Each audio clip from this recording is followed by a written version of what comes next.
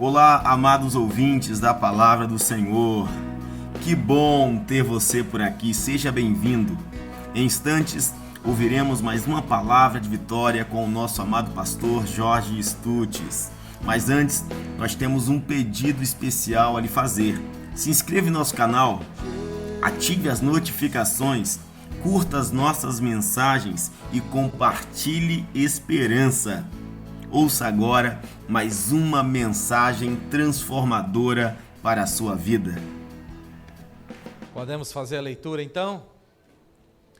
Diz assim a palavra do Senhor: Havia um homem de Benjamim cujo nome era Quis, filho de Abiel, filho de Zeró, filho de Becorate, filho de Afia, filho de um homem de Benjamim, homem poderoso. Este tinha um filho cujo nome era Saul, moço e tão belo que entre os filhos de Israel não havia outro homem mais belo do que ele. A Bíblia diz que o menino era bonito, hein? Igual os jovens de Sião, lindos. Olha aí o que a Bíblia está dizendo. O menino era tão belo que entre os filhos de Israel não havia outro homem mais belo do que ele. Desde os ombros para cima, sobressaía a todo o povo. Ainda diz assim: e perderam-se as jumentas de Quis, aleluia, pai de Saul. Por isso disse Quis a Saul seu filho: toma agora contigo um dos moços, um dos empregados, e levanta-te e vai procurar as jumentas. Vamos ler novamente esse verso 3, e diz assim, essa versão que eu tenho diz assim: ora, perderam-se as jumentas de Quis, pai de Saul, e disse Quis a Saul seu filho: toma contigo um dos moços, levanta-te e vai procurar as jumentas. Mesma coisa. Feche seus olhos, vamos fazer uma oração. Pai, te dou graças neste momento. Obrigado, Senhor, pela oportunidade que temos de estar na tua casa, entoando cânticos ao teu nome, Senhor, e ouvindo a tua palavra. Nós somos gratos por isso. Te agradecemos no nome de Jesus. Amém. Queridos irmãos, 1 Samuel capítulo 9, primeiro livro de Samuel, capítulo 9, narra sobre a história de Saul. Ouça isso com cuidado, atentamente. O texto que ora acabamos de ler, e é interessante esse texto porque é o fechamento do período dos juízes em Israel e entra agora a monarquia, ou seja, entra o período dos reis. Então Saul, esse menino que a Bíblia diz que em Israel não havia ninguém tão bonito como ele, esse menino foi o primeiro rei de Israel. Encerrou-se o ciclo de Samuel e começou agora a história de Saul. Saul entra em cena. Mas a forma com que Saul entrou em cena é um tanto quanto curioso. Preste bem atenção, então, que Samuel foi o último juiz de Israel e Saul o primeiro rei de Israel. Mas como isso aconteceu foi um tanto quanto curioso. Observe o que está acontecendo aqui. O fato é que a Bíblia está nos dizendo que um certo dia sumiram as jumentas do pai de Samuel, de Saul. Observe como isso é curioso. Sumiram as jumentas do pai de Saul. Olha o que está dizendo. Esse moço que era tão belo, perderam-se as jumentas de Quis. Por isso disse a Saul seu filho: toma agora contigo um dos moços, levanta-te e vai procurar as jumentas. O que está acontecendo aqui é o seguinte, senhoras e senhores. Saul sai para procurar as jumentas e volta. Alguém sabe? E volta. Da procura das jumentas, ele volta. Eu ouvi alguém falar aí. E volta rei. Você É certo que você já ouviu uma frase que diz assim: nunca foi sorte, sempre foi. É, isso. Nunca foi sorte. Como é que pode esse jovem sair para procurar jumentas e voltar rei de Israel? Como pode? Os planos de Deus. Ninguém pode frustrar os planos de Deus. Operando Deus, quem impedirá? A mão do Senhor é forte. O poder dele é ilimitado. Ninguém pode operar os planos de Deus. Então, como é que esse menino sai para procurar jumento? E esse menino belo, que não tem ninguém bonito como ele, e agora sai para procurar jumento? Vamos analisar isso aí, vamos fazer uma conjectura sem ferir o texto. Imagine que esse moço, esse menino belo está saindo na rua e os amigos perguntando: por onde é que tu vai? E ele responde que: vou procurar jumentas do meu pai. Aí você entende uma coisa, você há de convir comigo que os jovens de hoje, aleluia, os jovens de hoje, eles são um tanto quanto, qual é a palavra? Eu vou simplificar, os jovens de hoje têm muita vergonha. Muita vergonha. A crise está aí, mas nós não estamos em crise, nós estamos em Cristo. Mas se eu precisar de um recurso para fazer a construção e chamar os jovens de hoje para vender picolé comigo, Monte Sião, eles vão. Para vender água no sinal, vão. Porque os nossos jovens aqui não têm vergonha. Não tem não, de jeito nenhum. Então, são outros jovens que eu me refiro, têm muita vergonha. Mas Saul nesse dia acorda com uma missão: procurar jumentas.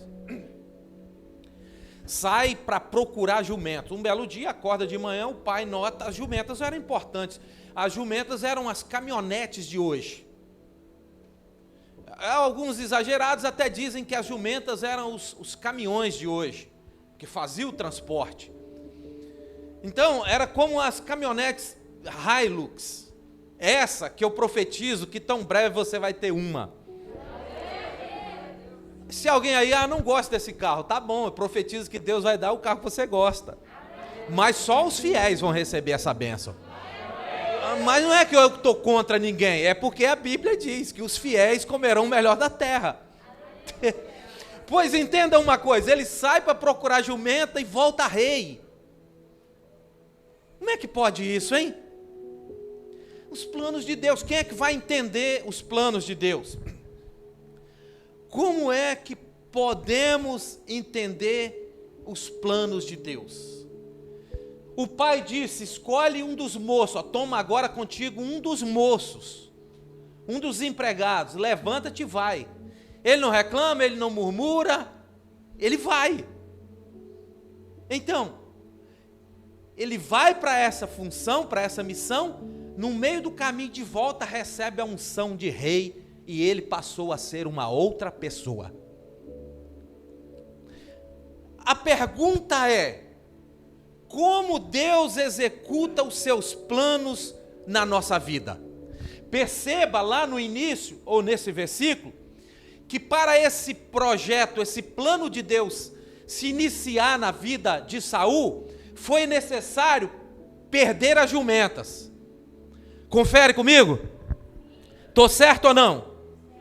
Então a pergunta é: como é que os planos de Deus são executados na nossa vida? Às vezes, perdendo alguma coisa. É isso. Às vezes, perdendo alguma coisa, é o que o texto está dizendo. Nesse dia, Saul acorda com a notícia ruim. E por causa dessa notícia ruim, a vida dele mudou. Por isso que Deus requer de nós toda a inteligência espiritual. Você não pode ser bom só na faculdade, em nome de Jesus. Você não pode ser bom só nos seus negócios. É pouco. Por isso que a caminhada cristã é longa e cheia de obstáculos e requer de nós essa leitura que do péssimo, que da crise, Deus pode gerar algo grande na nossa vida. Aproveitando as crises, é aí que Deus gosta de trabalhar, é em tempo de guerra, é em tempo de crise. Por isso que Deus mandou o povo para o deserto e disse para eles, quando vocês chegarem no deserto, faz uma festa para mim. Quem é que pode fazer festa no deserto? Quem está feliz com Deus ainda que esteja no deserto? Se você ler a história de Jacó, você vai ver um Jacó que está foragido, sem bagagem, sem dinheiro, sem ouro, e ele está foragido, ele dorme no deserto, ele põe a cabeça no travesseiro de pedra e dorme e sonha. Como pode alguém estar dormindo no deserto, que de dia 50 graus de calor, que à noite 50 abaixo, e agora ele dorme num travesseiro de pedra? E as especulações dizem que ele era inteligente, porque o calor do dia fazia com que a pedra permanecesse quente durante a noite. E ali ele bota a cabeça, dorme e sonha, como alguém pode sonhar em uma circunstância como essa. É você fazer do momento difícil da tua vida, é você tirar de um momento difícil na tua vida grandes lições. É o que está acontecendo aqui. Às vezes Deus executa planos maravilhosos na nossa vida através de perdas. E quando nós perdemos, se ficarmos num canto com mimimi, com reclamação, com murmuração, não chegaremos a lugar nenhum. Então é assim que Deus executa os seus planos na nossa vida. Pode ser através de uma tempestade, pode ser através de uma crise, através de uma perda. Então Deus usa momentos assim para te dar algo grande lá na frente. Para você que crê, para você que aceita o propósito de Deus. Então, o caso dele sair para procurar jumentos e voltar rei, ninguém entende Deus. Quem explica Deus? Ninguém.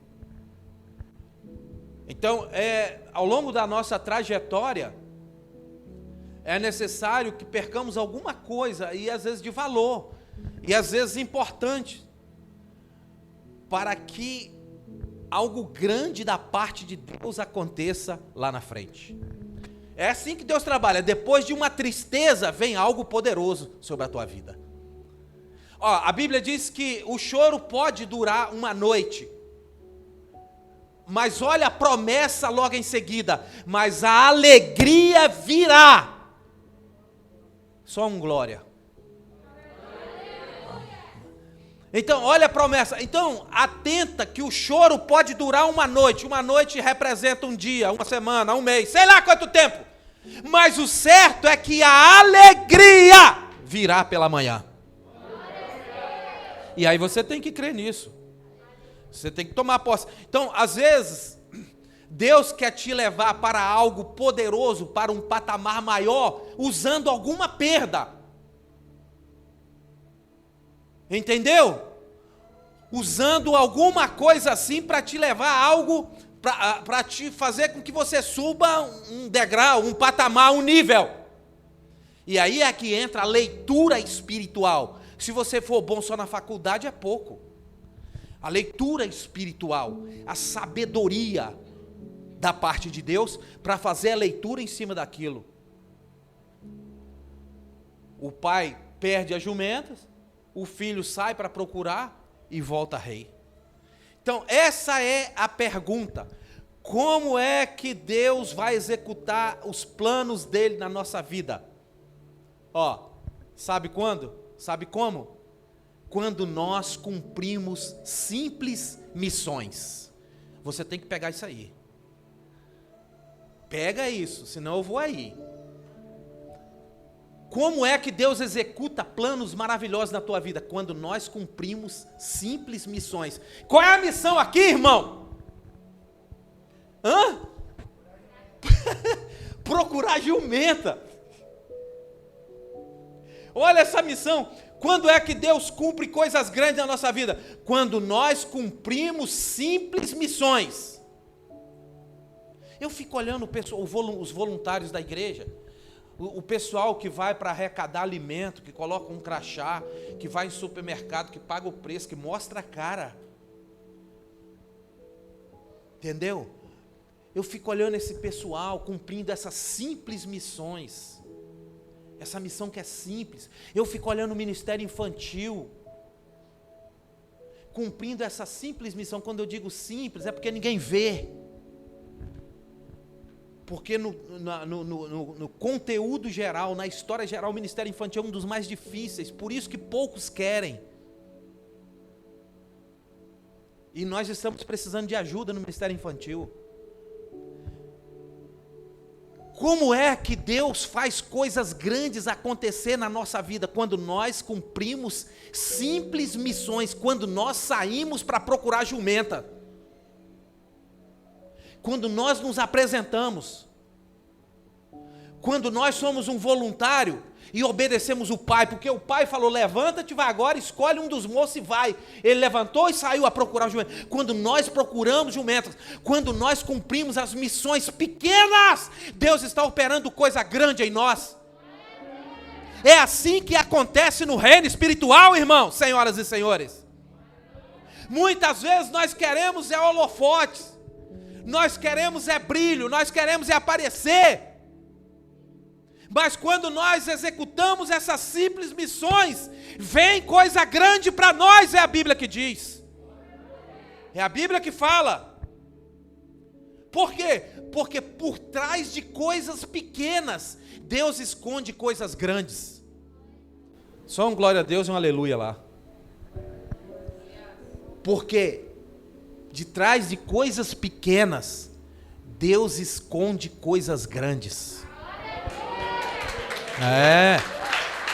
Por isso, pode aplaudir mais forte, é para Jesus.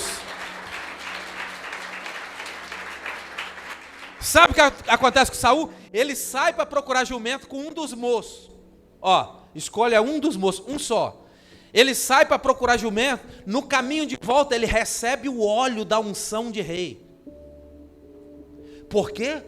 Porque quando nós executamos simples missões, por trás de simples missões, tem o óleo poderoso de Deus sobre a sua cabeça. Por isso que nós devemos ser úteis em alguma área, em alguma coisa na igreja. E aqui tem simples missões para todo mundo, para quem quiser trabalhar. Tem igreja para limpar, tem banheiro, tem cozinha para limpar, tem comida para fazer para os pedreiros. Tem um monte de coisa, tem que cuidar das crianças, tem um montão de coisa, simples missões, e por detrás dessas coisas simples, é que vem o óleo poderoso de Deus sobre a tua vida, para te fazer príncipe e princesa. Foi numa situação dessa, cumprir uma simples missão de procurar jumenta, é que o óleo poderoso veio sobre ele. Deus trabalha assim, por trás de coisas pequenas. Deus esconde coisas grandes dentro de coisas pequenas. Por isso que a Bíblia nos chama de vaso de barro. Nós somos um vaso de barro, mas a essência está dentro de nós, coisa pequena. E aí, por detrás de simples missões, Deus faz coisas grandes, porque por trás de coisas pequenas, Deus guarda, Deus esconde coisas grandes. Lembra de Elias?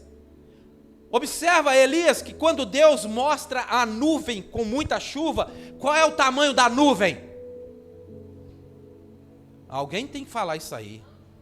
Isso. A Bíblia diz que a nuvem que Deus mostra para Elias é do tamanho da mão de um homem. Meu Deus! Mas estava escondido dentro daquela pequena nuvem uma grande chuva, uma grande tempestade. Você não acha isso forte, não? Deus estava mostrando para... Deus mostra para Elias uma nuvem do tamanho da mão de um homem. Por que é que Deus não mostra uma nuvem gigante? Já que a chuva que caiu foi forte, foi poderosa. Por que é que Deus não mostra, aleluia, uma nuvem gigante? Para que os orgulhosos, para que os soberbos para que os descrentes, vendo uma nuvem gigante, passem a acreditar. Porque olhando a nuvem grande, não, vai vir, não, mas Deus mostra pequena. Porque Deus esconde coisas grandes em coisas pequenas. Em pequenas atitudes, em pequenas missões. É aí que Deus esconde coisas grandes. Então a nuvem é do tamanho da mão de um homem, mas a temporal que sai dela é coisa gigantesca. E é assim que se cumpre em nós a palavra do Senhor, quando Ele diz que Deus guarda o simples. Então, alguma coisa para Deus você tem capacidade para fazer. Ah, se tem. Entendeu? Tem sim. Porque o nosso sonho é ter sucesso. Por que não dizer ser grande? Todo mundo quer ser grande, né? Muita gente quer ser grande, mas quase ninguém quer procurar jumenta, quer pagar o preço, quer ser um voluntário. Mas nós queremos o sucesso, nós queremos ser grande. Então aí você observa a maneira, a forma como Deus trabalha. É assim que Deus trabalha. Mas quando nós nos apresentamos a Ele com um coração quebrantado, com humildade e arrependimento, as coisas acontecem na nossa vida. Quando o nosso coração é terra fértil. Olha o texto que diz que Jesus está à porta batendo, ó. Jesus está à porta e bate. Se alguém abrir a porta, ele entra. Mas quanto tempo tem que Jesus está batendo aí na porta desse coração? Quanto tempo faz que Jesus bate aí na porta do coração? Porque essa palavra não encontra pouso aí, seu coração precisa ser terreno fértil. E quando ele entra e faz festa, ele muda. Eu não consigo entender uma pessoa que já passou por uma experiência com Deus viver numa mediocridade espiritual. Olha o que o texto está dizendo aqui. Recebe a unção poderosa depois de uma missão simples. A história de Saul depois errou muito, falhou muito. Mas o contexto em apreço é esse, o que Deus é capaz de fazer na vida de alguém que lhe obedece, que é humilde e que execute pelo menos simples funções. E aí você vai ver que Deus trabalha dentro deste campo. Deus escondendo coisas grandes em vasos pequenos. Você é pequeno, não é? Pois é, na tua vida tem um propósito grande da parte de Deus. Pode crer nisso, é a Bíblia que diz. Alguém uma vez me disse, estou me sentindo tão pequeno. Glória a Deus que você está se sentindo pequeno. Porque é assim que Deus vai agir na tua vida. Então, a pergunta é, como é que Deus executa os seus planos na nossa vida? Como? Usando pessoas. Vou voltar aqui, preste atenção.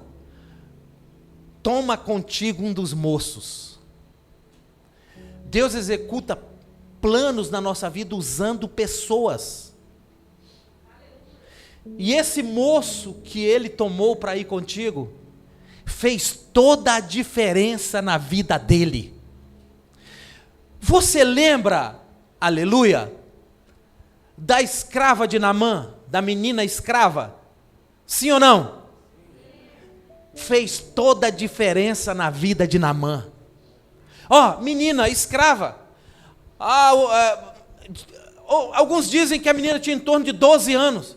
Foi levada da sua terra para a terra estranha, como escrava, trabalhando para Naamã e a esposa de Naamã.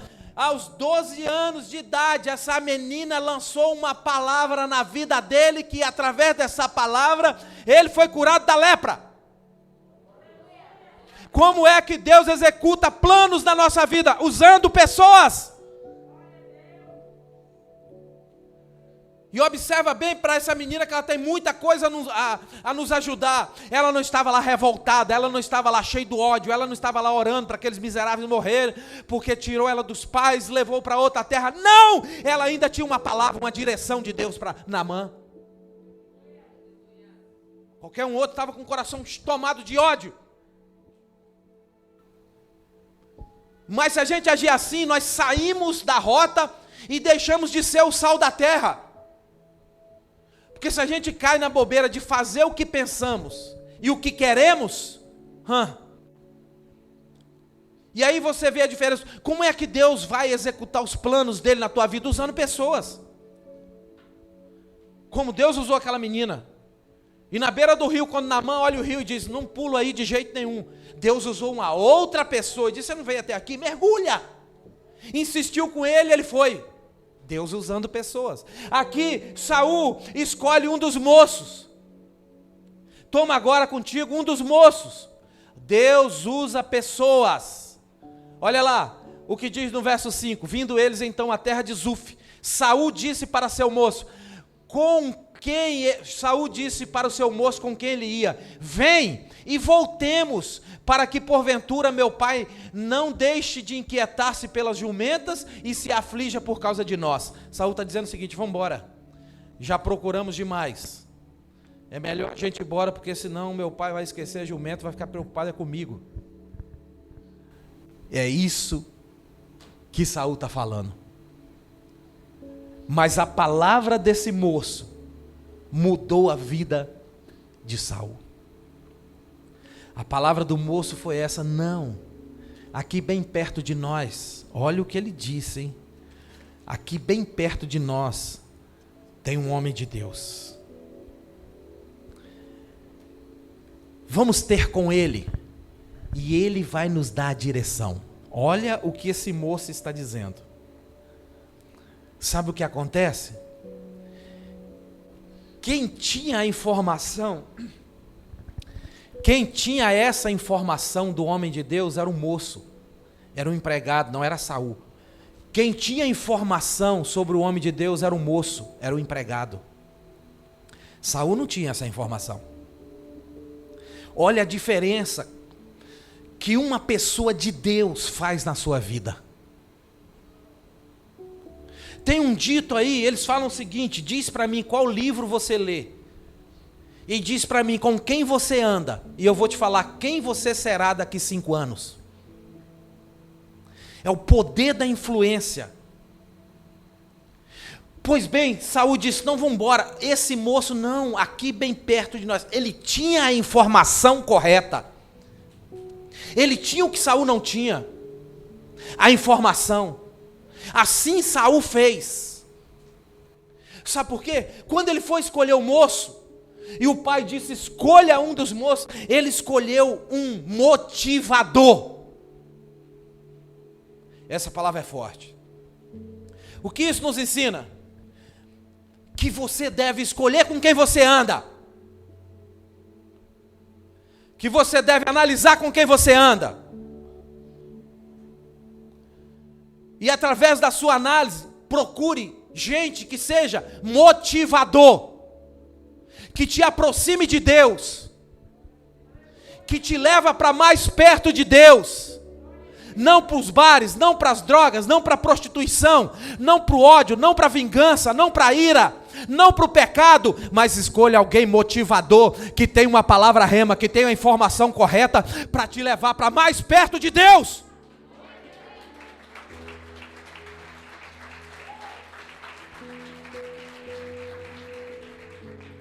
Pois é, quem estava com ele era alguém motivador.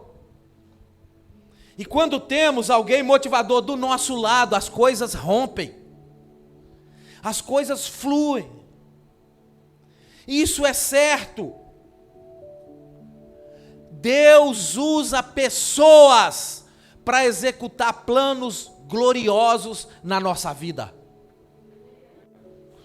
E sabe de uma pessoa? Deus usa pessoas que seja canal de bênção para executar planos maravilhosos na tua vida.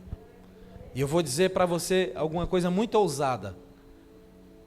Está aqui uma pessoa que motiva você a vencer na vida. Mais forte, mais forte. Mais forte. Mais forte.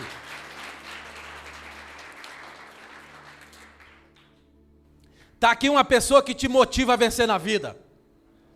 Mas por que é que eu estou aqui? Aleluia. Aleluia. Por que é que eu estou aqui? Porque lá atrás, Deus usou outra pessoa para me conduzir até aqui.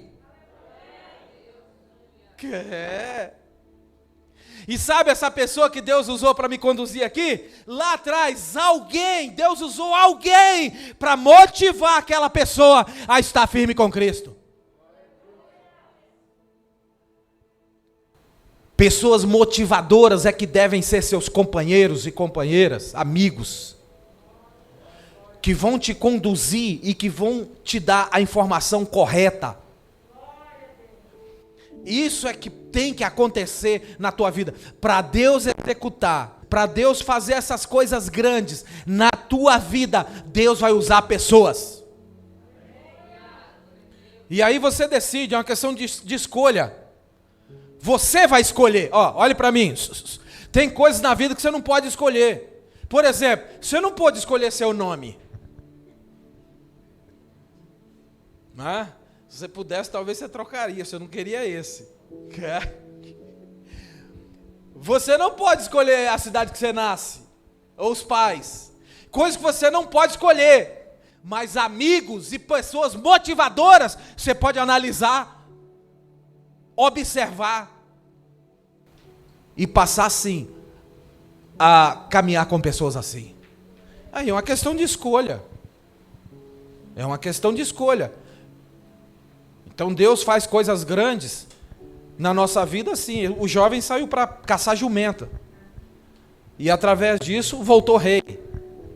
Mas como é que Deus fez isso? Em primeiro lugar, executando missões simples. Isso aí. Aí Deus opera. Aí Deus faz. Você pode analisar o texto e você vai ver que a gente cumprindo isso, essa missão, obedecendo a Deus, Deus vai fazer coisas grandes na nossa vida. Deus sempre vai fazer assim. Tome essa palavra para o seu coração. E um detalhe: você tem a oportunidade de escolher pessoas motivadoras para andar contigo.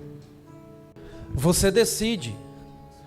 Você precisa decidir seu rumo. Você precisa decidir sua vida. Você tem que ter atitudes, decisões. Ele bate na porta para entrar. E muitas vezes você abre e depois fecha, abre e depois fecha. Você aceita, depois você não quer mais, aceita, depois não quer mais. São escolhas. Você abre a porta, ele entra, mas não muda, não há mudança. Atitudes.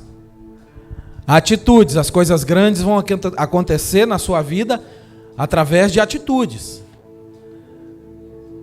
Através de humildade, simplicidade, de obediência. É assim que Deus opera. É assim que Deus faz. É assim que Deus trabalha. Sabia? Então, respeite as coisas simples que Deus te deu para você fazer. Porque por trás disso é que aquilo que você precisa, que você sonha, vai acontecer. Através disso, faça, mas faça com alegria aquilo que Deus te confiou. O texto diz que Jesus olhou para as colinas e disse: grande é a seara, poucos são os trabalhadores. Oremos para que Deus envie trabalhadores Porque muitos trabalhadores estão no sono da indolência, no sono de Jonas, e que precisam de atitudes. Pessoas talentosas ao extremo, que estão dentro das igrejas, mas não funcionam, estão amarradas, estão neutralizadas. Atitude simples é que gera coisas grandes. Deus esconde coisas grandes em coisas pequenas. Olha, eu vou te dar uma oportunidade de escolha, de você escolher Cristo para caminhar com Ele, a fim de que Ele coloque em você as marcas dEle. Aí as coisas fluirão, porque o texto bíblico diz, a fonte é uma fonte de água viva, e por onde essa fonte passa, o que estiver morto viverá. Deixa com que Ele coloque em você as marcas dEle.